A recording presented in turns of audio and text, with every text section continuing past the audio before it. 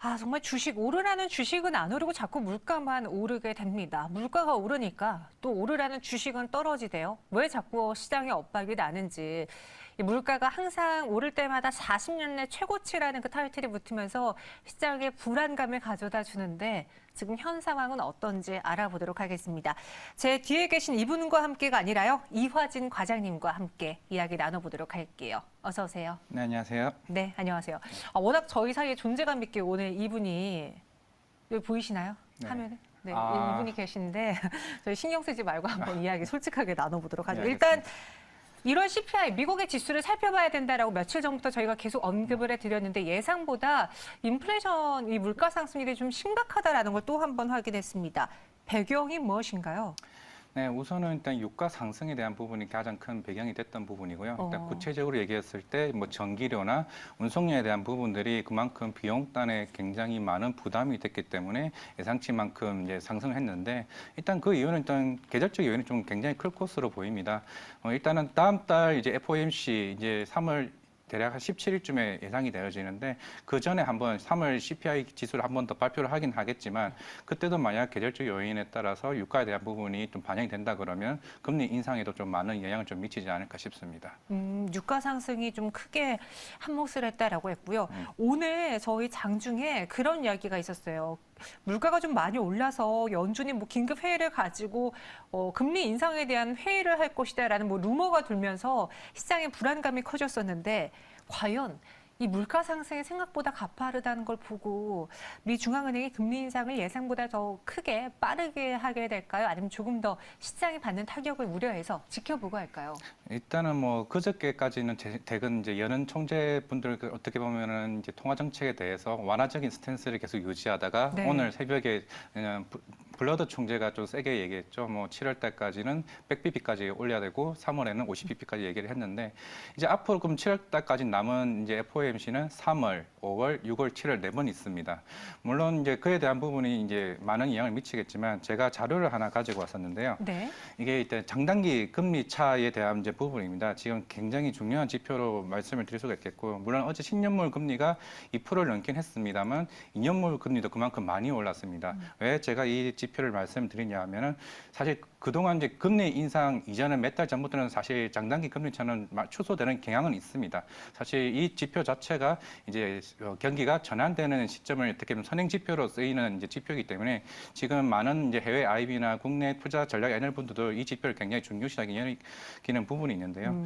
실제적으로 2000년대 이후로 한 3번 정도가 이제 장단기 금리 역전 현상이 일어났습니다. 사실 그 이유가 닷컴 버블이 때 한 번, 금융위기 때 한 번, 그리고 제가 동그라미 젖힌 부분이 2019년 이제 미중 분쟁 이후에 금리 인상에 대한 부분이 그때 연준에 대한 금리 역전 현상이 일어났었는데요. 네.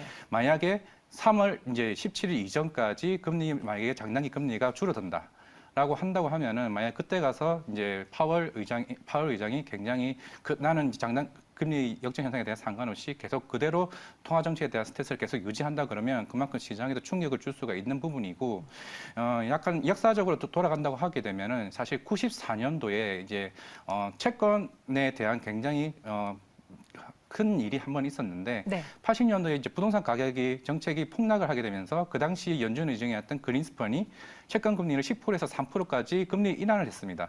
이제 그렇게 하게 되면서 이제 경기가 굉장히 가열이 되고 1년 만에 3%였던 금리를 6%까지 올렸어요. 이제 그렇게 되면서 시장 자체가 자산 가격이 다 박살이 나고 그 이후에 동아시아에 대한 외환위기까지 와서 우리나라의 외환위기까지 왔단 말이에요.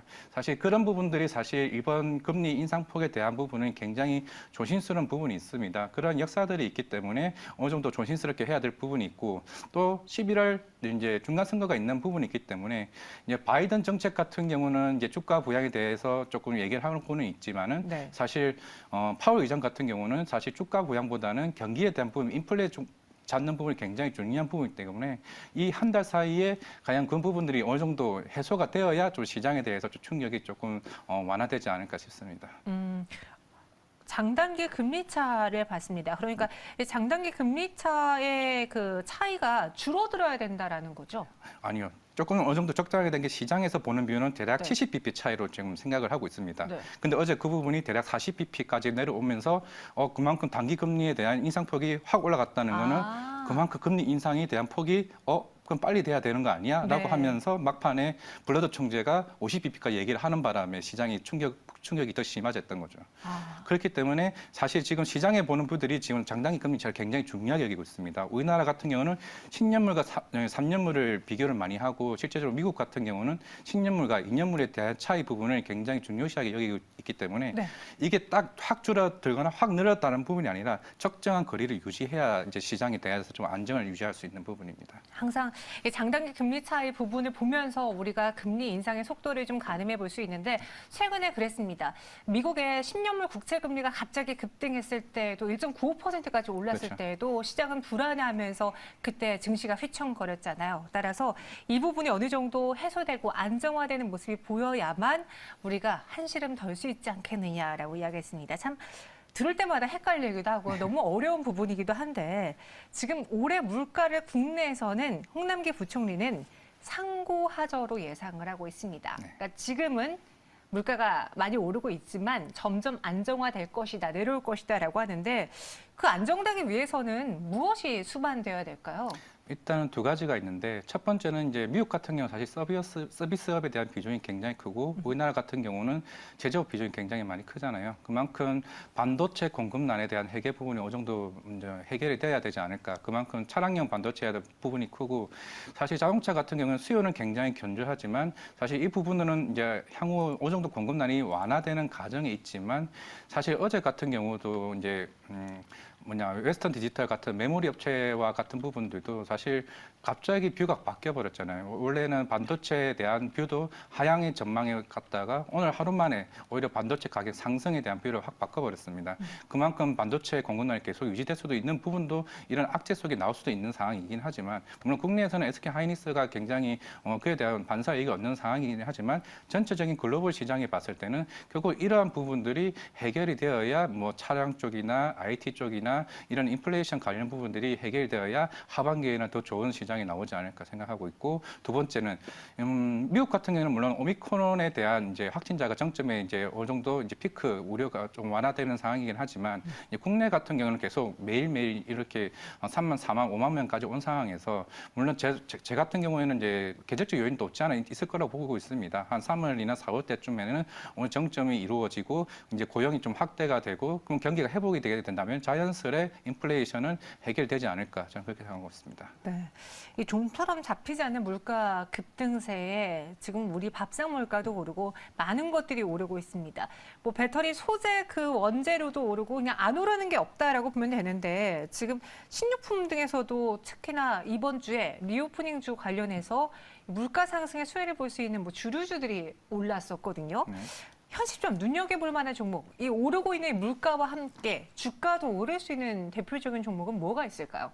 우선 소비재 산업 같은 경우는 우리가 이제 느꼈을 때 라면 가격이 1,000원짜리인데 200원 올랐다고 해서 다른 라면을 대체하지는 거의 없습니다. 그만큼 가격이 비탄력적이라는 거죠.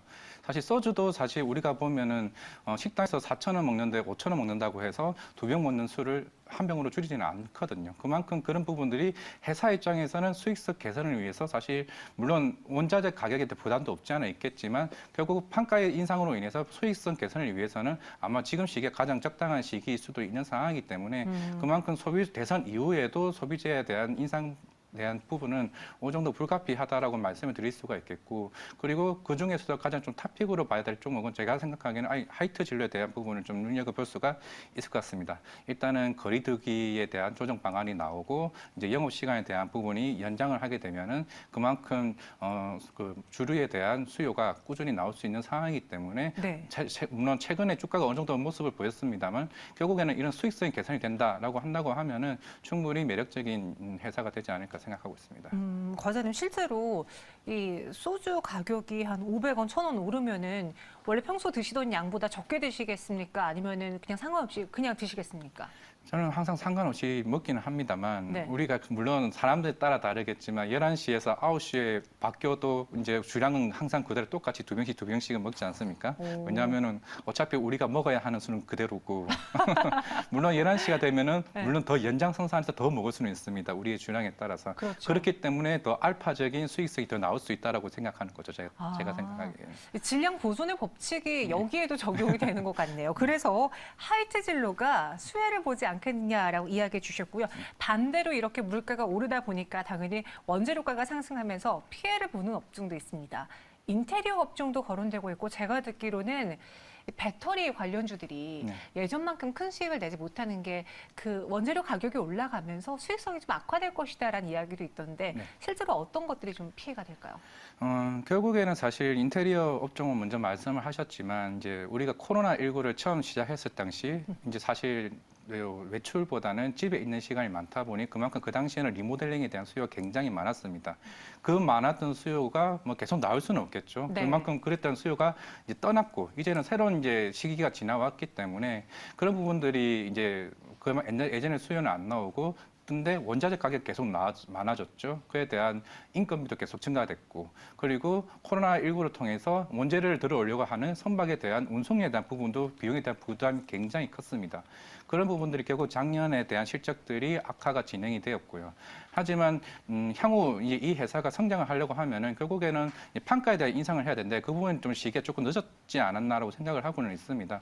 특히 그중에 뭐 한샘이었던 종목 같은 경우는 작년 10월쯤에 최대 주주가 변경이 됐습니다. 사모펀드에 이제 매각이 되면서 이제 그만큼 이번 4분기 실적에는 이제 300억 단의 이제 위로금에 대한 특별성과급에 대한 반영이 되면서 영업이익이 적자로 좀 변경됐던 부분이 있는데 네. 결국 그런 부분들이 이제 좀 사실 단기적으로는 그런 판가 인상이나 그런 영업이익단에서 시간이 생각보다 걸릴 것으로 보이고 또 중요한 게 지금 대선이 한 달이 남았지만 향후 부동산 정책에 대한 부분도 결국에는 부동산 매매에 대한 정책에 따라서 그만큼 위축되는 경기에 따라서 그냥 그 리모델링에 대한 부분들이 수요가 굉장히 줄어들지 않나라고 생각하고 있습니다. 저는 항상 한 발 늦거든요. 그래서 최근에 제 방을 좀 꾸며봤는데 이 홈 인테리어에 대한 그 열풍이 예전과는 다르다. 그리고 여기에다가 이 자재 가격 상승으로 인해서 인테리어들은 힘들다라고 이야기했습니다.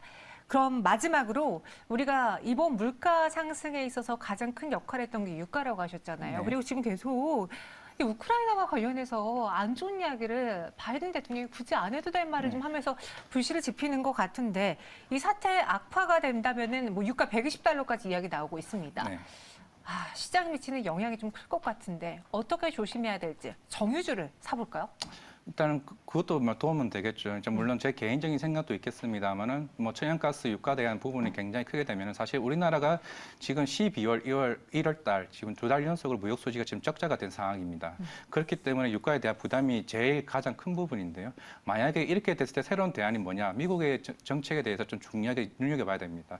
바이든이 만약에 이란과에 대한 이제 협상을 하거나 네. 아니면은 물론 바이든 대통령이 세일가스에 대한 부분에 대해서 부정적이긴 하지만 새로운 대안책으로 세일가스에 대한 부분에 얘기를 하고 된다면 그만큼의 유가에 대한 부분은 안정적일 수도 있겠고 그리고 오늘 또 뉴스가 새로 나왔던 부분이 이미 우크라이나 사태에 대비해서 우리나라도 지금 비축미에 대한 부분을 긴급 대여를 한 상황이라서 이미 우크라이나에 대한 사태 부분을 지금 충분히 지금 대응하고 있는 상황이 아닌가라고 생각하고 있기 때문에 물론 이제 우크라이나 사태가 굉장히 악화된다고 하면은 물론 단기적으로는 충격은 있을 수는 있겠지만 중장기적으로는 그렇게 시장에 대한 큰 충격을 주지 않을까 그렇게 생각하고 있습니다. 알겠습니다. 오늘 이 계속 오르는 물가에 대한 이야기를 나눠봤습니다. 오늘 시장도 영향을 받으면서 코스닥의 낙폭이 커지고 있는데요. 여러분들 잘 참고해 보시고요. 과장님은 여기서 인사드리도록 하겠습니다. 고맙습니다. 네, 감사합니다.